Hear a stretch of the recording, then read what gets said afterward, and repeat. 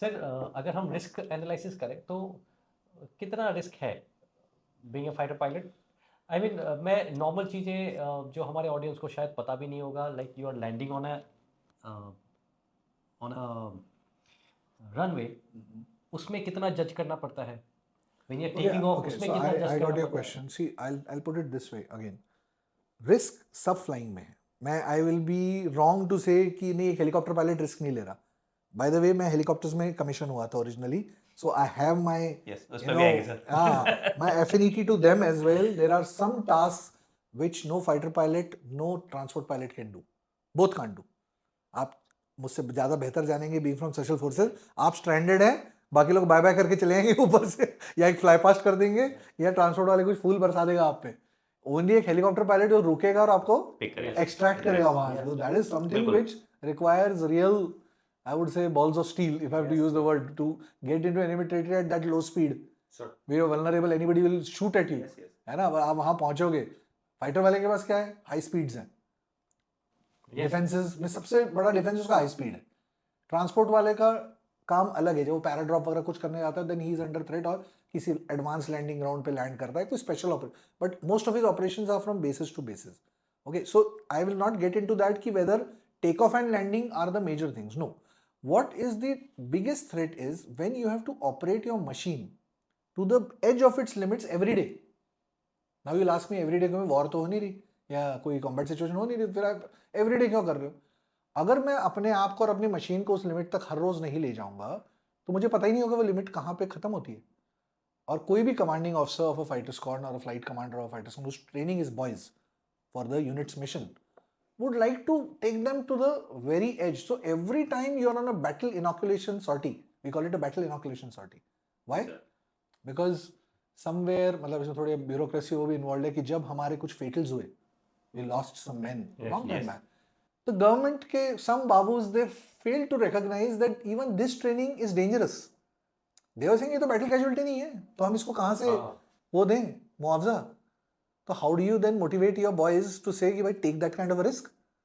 आप जहाज कॉम्बैट कर रहे हैं, उल्टा सीधा pulling the aircraft to the max envelope, stall हो जाएगा जहाज, डिपार्ट कर जाएगा, स्पिन में चले जाएगा, कौन करेगा? बोलेगा भाई मैं तो सेफ उड़ूंगा.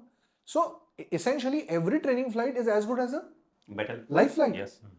ओनली हम उसमें थोड़ी थोड़ी सेफ्टीज ऐड कर देते हैं ताकि you know risk is reduced. ये ना हो कि we lose assets and people while on a training. That obviously needs to be avoided, but it is as dangerous. So that is where the danger lies in any kind of flying, fighter flying mein, because we are pushing the man machine. But remember our helicopter transport pilots also who are flying Siachen, taking up people, they are going to very extremes here. Or people who are carrying extreme weight even in planes, flood relief kar rahe hain. We lost one of our NDA seniors during this Op Rahat. Okay, then Castellino sir the. So he and his crew of 2 pilots, flight gunner, engineer, 4 of them and some more, they all died in a crash during Op Rahat. Op Rahat was the biggest rescue by helicopter in the world ever.